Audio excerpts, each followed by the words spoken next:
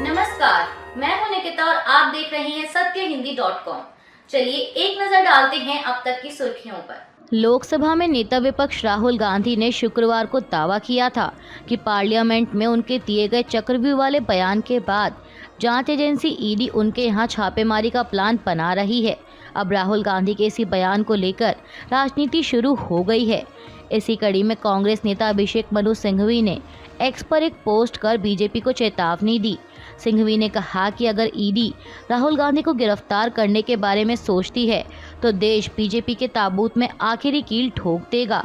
कांग्रेस नेता ने आगे लिखा कि इस बारे में कभी मत सोचना, कभी नहीं।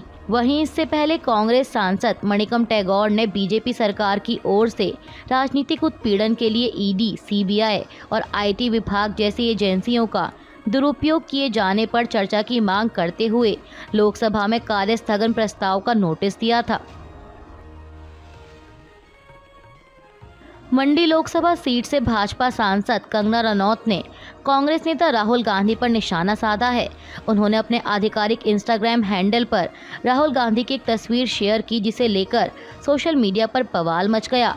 इस फोटो में राहुल गांधी के सिर पर मुस्लिम समुदाय की टोपी, माथे पर चंदन और तिलक, गले में क्रॉस का लॉकेट देखा जा सकता है। इस तस्वीर के नीचे कैप्शन में लिखा है, जाति जीवी जिसे बिना जाति पूछे जातीय गणना करनी है।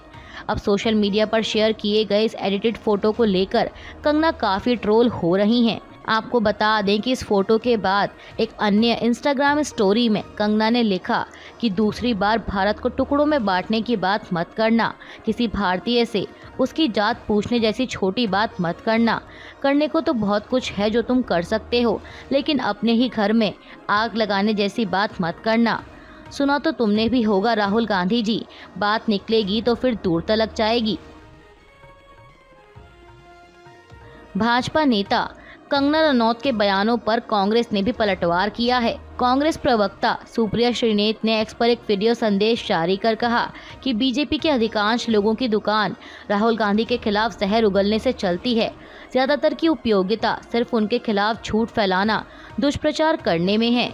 इनमें से अधिकांश इस उम्मीद में फुदकते रहते हैं क्योंकि यह जानते हैं कि यह पार्टी में आगे बढ़ने का और नरेंद्र मोदी की शाबाशी पाने का सबसे आसान रास्ता है। कांग्रेस प्रवक्ता ने कहा कि यह पार्टी कार्यकर्ता, प्रवक्ता, सांसद, मंत्री बनने की बजाय ट्रोल बनकर खुश हैं। उन्होंने कहा कि मुझे तरस आता है कि जिस समय इस देश के 3 राज्य केरल, हिमाचल और उत्तराखंड गंभीर आपदा से जूझ रहे हैं, ऐसे वक्त में बीजेपी और कंगना जैसे नकारे सांसदों की प्राथमिकता राहुल गांधी के खिलाफ कोरी बकवास करना है। वो पहले भी बेसिर पैर की बात करती थीं और अब भी वही कर रही हैं। ईश्वर उन्हें सद्बुद्धि और शांति दें।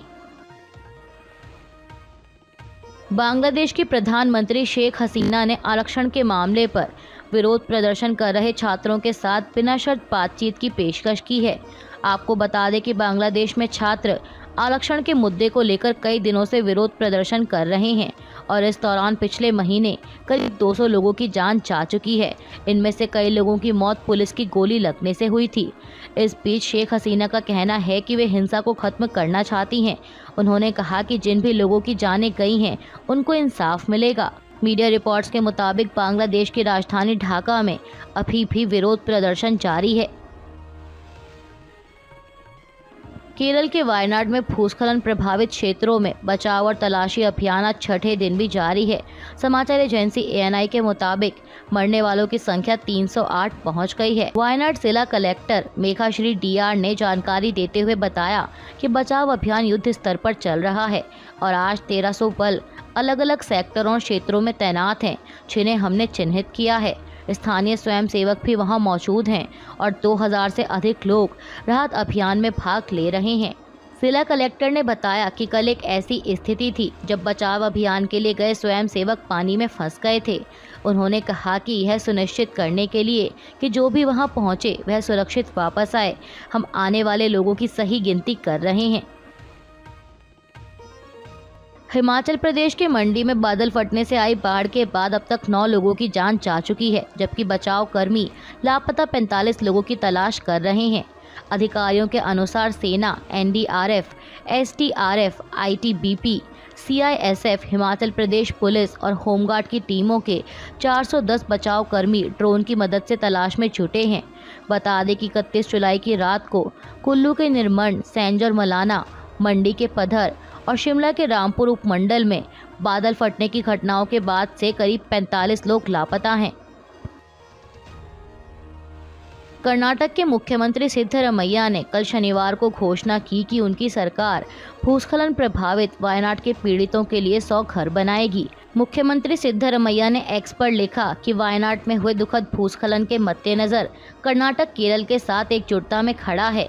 उन्होंने कहा कि मैंने मुख्यमंत्री पिनराई विजयन को हमारे समर्थन का आश्वासन दिया है और घोषणा की है कि कर्नाटक पीड़ितों के लिए 100 घर बनाएगा। हम मिलकर पुनर्निर्माण करेंगे और उम्मीद बहाल करेंगे। पेरिस ओलंपिक में अपने तीसरे पदक से चूकने के बाद मनु भाकर ने समाचार एजेंसी PTI से बात करते हुए कहा कि मैं अपनी तीसरी प्रतियोगिता के लिए भी अच्छी तरह से तैयार थी। सभी ने अच्छा खेल दिखाया, अच्छा प्रदर्शन किया, मैंने भी अच्छा खेल दिखाया। शनिवार को हुई प्रतियोगिता के बारे में बताते हुए मनु ने कहा कि आज मैं चौथे स्थान पर रही, लेकिन ये और भी बेहतर हो सकता था। उन्होंने कहा कि पर मैं 2 ब्रॉन्ज मेडल लेकर घर जा रही हूँ।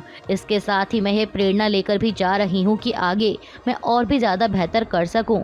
आपको बता दें कि पेरिस ओलंपिक में 2 पदक जीत चुकी भारतीय निशानेबाज मनु भाकर कल शनिवार को मेडल की हैट्रिक लगाने से चूक गईं। वो महिला वर्ग में 25 मीटर पिस्टल स्पर्धा में चौथे पायदान पर रहीं। इससे पहले उन्होंने 10 मीटर एयर पिस्टल इवेंट और mixed 10 metre air pistol team event में कांस्य पदक जीता था और इसी के साथ मनु भाकर एक ओलंपिक में 2 मेडल जीतने वाली पहली भारतीय हैं।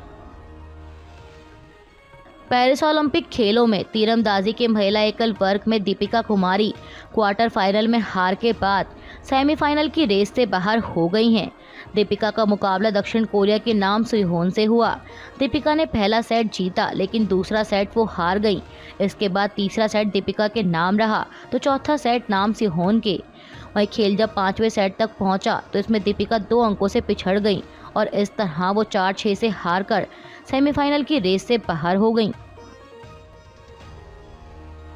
मध्य पूर्व में बढ़ते तनाव को देखते हुए भारत के बाद अब लेबनान की राजधानी बैरूत में स्थित अमेरिकी दूतावास ने भी अपने नागरिकों को किसी भी उपलब्ध टिकट पर जल्द से जल्द लेबनान छोड़ने को कहा है।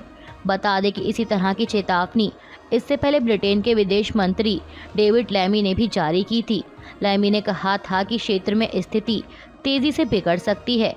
वहीं जॉर्डन के विदेश मंत्री ने भी चेतावनी जारी करते हुए अपने नागरिकों से तुरंत लेबनान छोड़ने की अपील की है।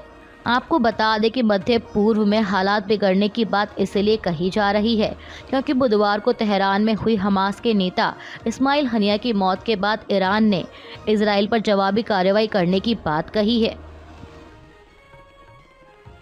डोनाल्ड ट्रंप ने 4 सितंबर को उपराष्ट्रपति कमला हैरिस के साथ बहस करने के लिए अमेरिकी ब्रॉडकास्टर फॉक्स न्यूज़ के प्रस्ताव पर अपनी सहमति जताई है। वहीं फॉक्स न्यूज़ पर होने वाली बहस के बारे में कमला हैरिस ने अब तक कोई टिप्पणी नहीं की। आपको बता दें कि अगर फॉक्स न्यूज़ की यह बहस होती है तो अमेरिकी राष्ट्रपति चुनाव की यह दूसरी सार्वजनिक बहस होगी। फॉक्स न्यूज़ की यह बहस पेंसिल्वेनिया में आयोजित की जाएगी। अभी के लिए बस इतना ही। बाकी की खबरों के लिए जुड़े रहिए सत्यहिंदी.com के साथ।